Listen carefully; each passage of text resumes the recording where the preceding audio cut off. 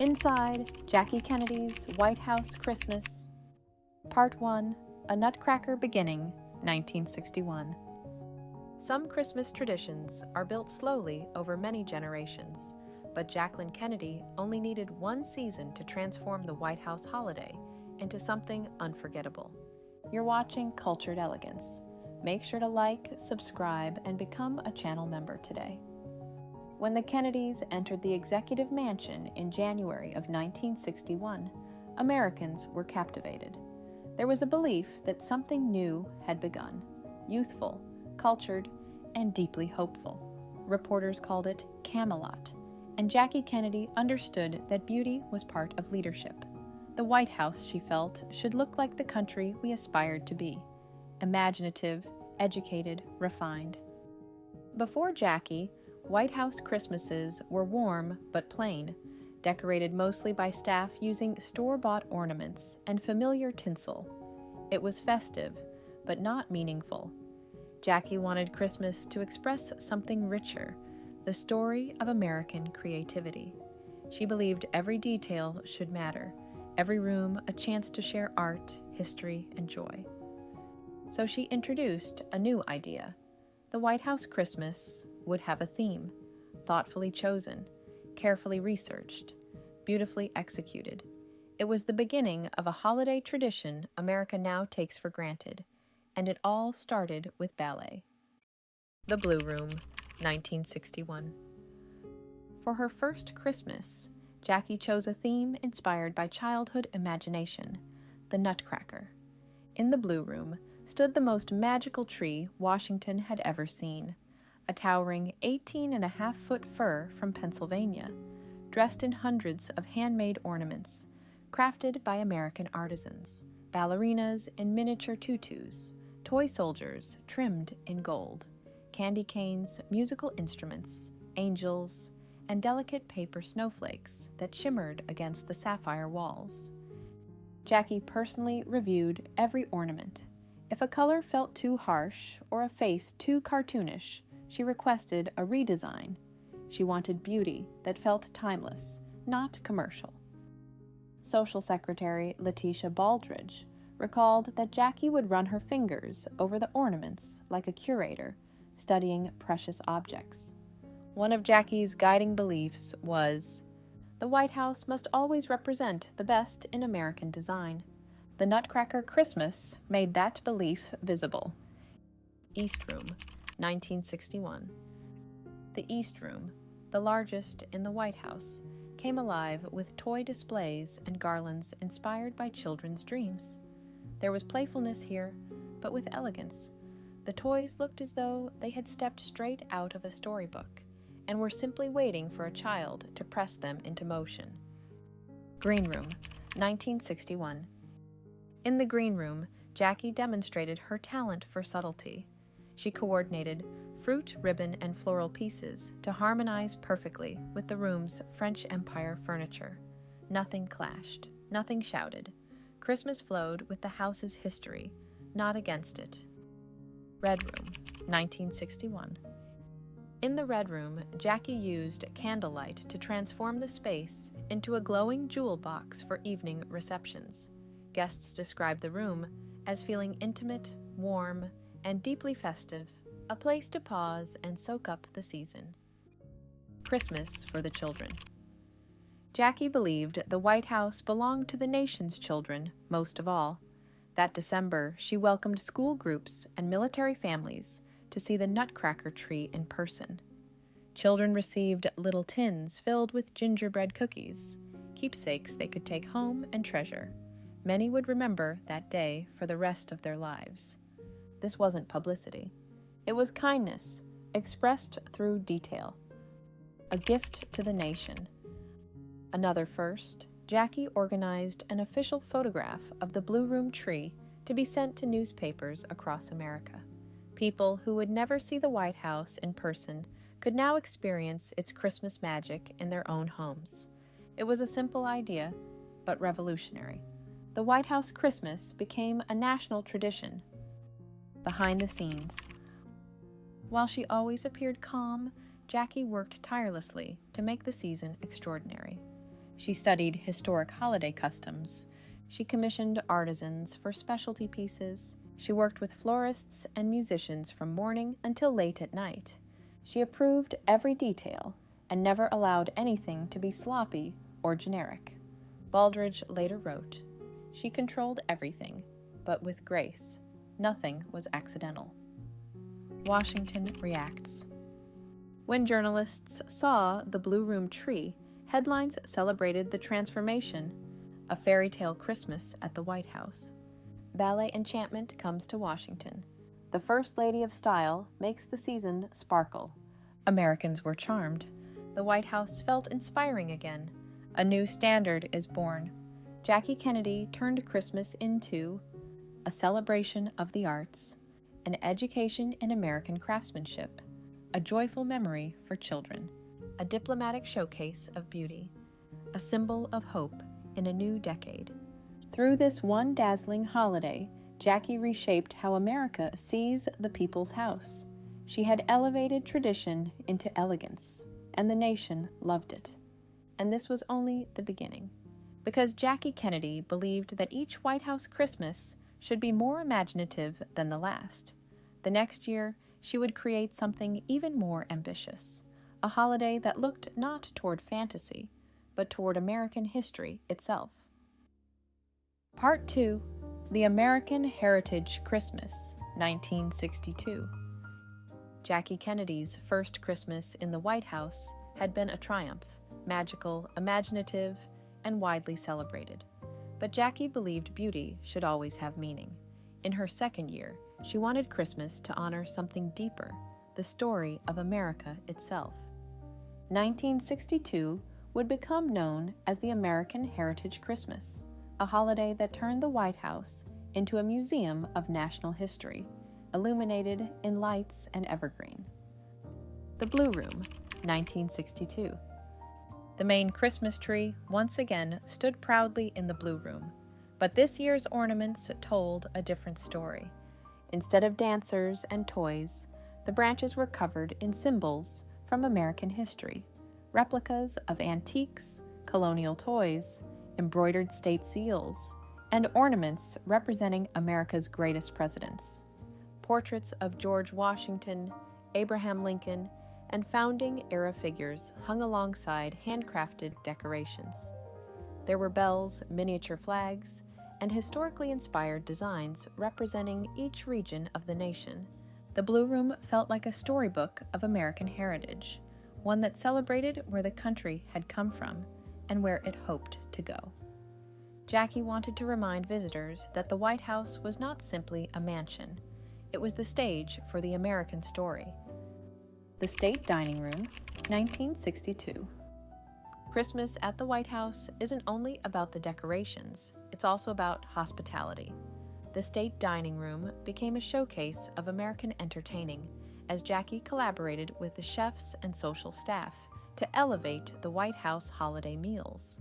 She introduced historically inspired menus that celebrated regional American cuisine, dishes that symbolized both tradition and refinement. Holiday dinners featured roast turkey and Virginia ham, winter vegetables from American farms, fruitcake, plum pudding, and chocolate desserts, and plenty of hot apple cider for receptions. Tables were set with Lincoln-era china, the first time a First Lady had intentionally highlighted a president's historic tableware as part of Christmas tradition. Jackie believed every detail should tell a story. White House guests often said that dining with the Kennedys at Christmas time felt like entering the pages of history, but with modern elegance. Christmas cards and fine art, 1962. Jackie also transformed the official White House Christmas card into a work of art. She commissioned celebrated American painter Edward Lehman to create a serene winter scene of the White House. It showed the North Portico covered in snow, a symbol of beauty, peace, and hope during the holiday season. More than 3,000 cards were sent to heads of state, members of Congress, and public servants across the country. For many, it became a treasured keepsake, a sign of the Jackie era's refinement. Jackie also used Christmas as a moment to highlight American artists. She displayed beloved works of American fine art throughout the state floors, turning the season into a celebration of national creativity. Christmas decor was now part of the cultural mission of the White House. Gifts of Diplomacy, 1962. Christmas brought the world to Washington, ambassadors, foreign officials, and their spouses attending receptions filled with candlelight and carols. Jackie believed diplomatic gifts should reflect American craftsmanship and history, so she arranged for antique prints of the White House, historical reproductions, and American-made artisan gifts to be presented to distinguished guests. This was soft power, grace through tradition. Jackie Kennedy's holiday hospitality helped strengthen relationships with allies and showed the world a country proud of its heritage. Music in the Staterooms, 1962. Jackie understood that music is memory. She brought the Marine Band, school choirs, and chamber musicians into the White House to play classical Christmas pieces, from Handel to American hymns. The sound drifted through the corridors, turning the executive mansion into a living concert hall. Letitia Baldridge recalled Jackie's philosophy simply: the White House should always feel alive at Christmas. And under Jackie's direction, it did. A holiday for the American people. For the first time, ordinary citizens were encouraged to engage with the holiday decor through press coverage, official photographs, and televised tours. Jackie invited the nation to feel included in the beauty she curated. She once said, "The White House is the people's house. Everything we do here should belong to them." The American Heritage Christmas made that promise visible.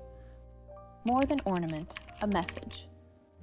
The world watched what Jackie Kennedy did at Christmas time and understood its meaning. America valued its history. America cherished its culture. America believed in beauty.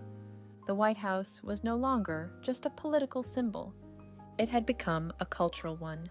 Christmas at the heart of Camelot wasn't only about sparkle, it was about identity.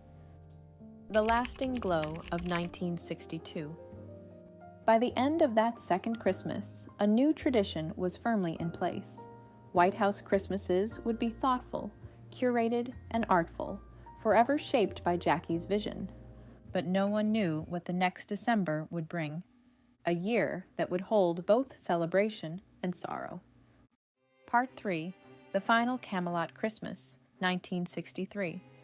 The year 1963 began with the same promise that had defined the Kennedy era: culture, optimism, and a sense that a new chapter in America's story was still unfolding.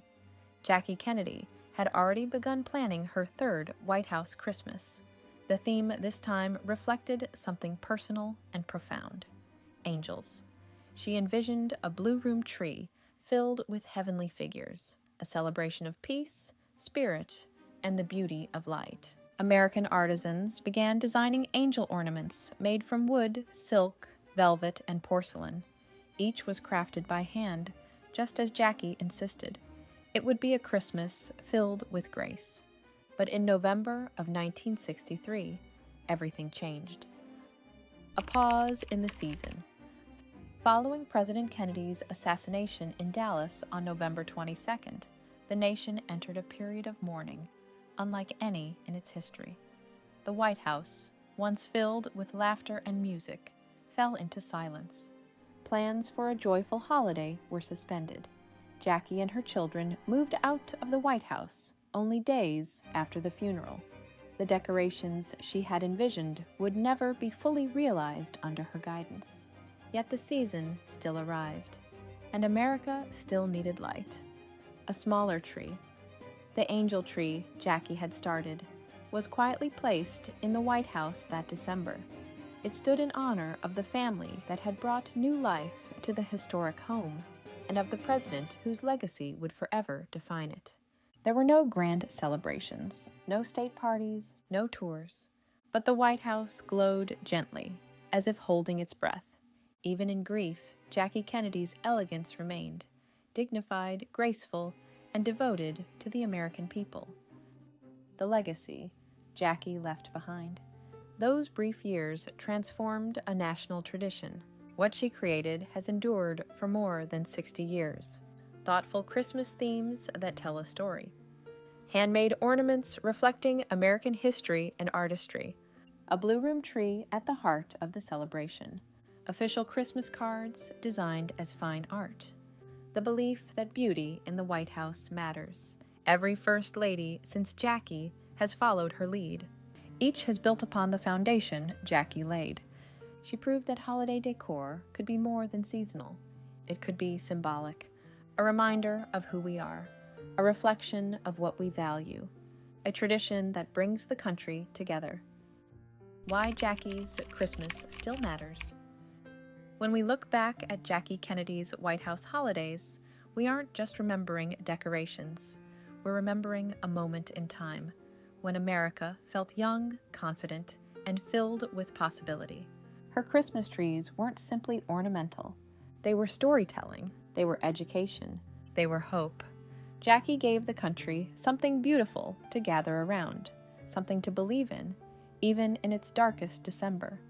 Her White House Christmases shimmer not because of glittering ornament or ballroom lights, but because of the spirit she brought to them. Grace under pressure, beauty with purpose, elegance that strengthened the heart, a tradition that still sparkles.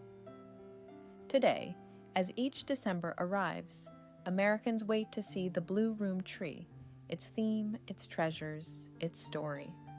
And whether we realize it or not, we are watching Jackie's influence continue to shine.